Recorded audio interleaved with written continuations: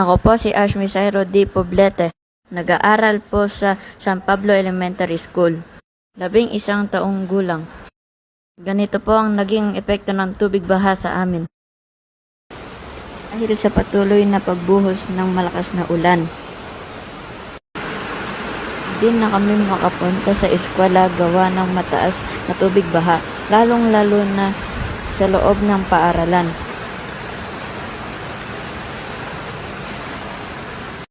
Dito pa lang ay 17 inches na ang taas ng tubig.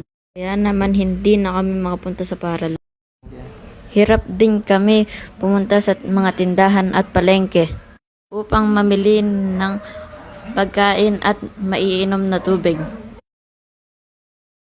Kaya naman ang ginagawa ng aking magulang ay mag-imbak na ng pagkain sa bahay at ng mga inumin upang hindi na madalas ang paglusong sa baha. Unang-una sa mga kailangan ay pag-imbak ng bigas.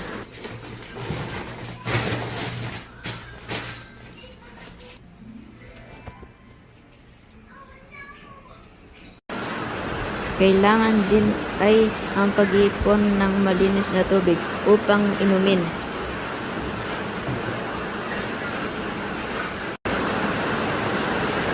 Sunod naman ay ang mga maaaring ulamin tulad ng dilata at mga noodles na nag-imbak din kami ng kaunting tinapay at mga gatas.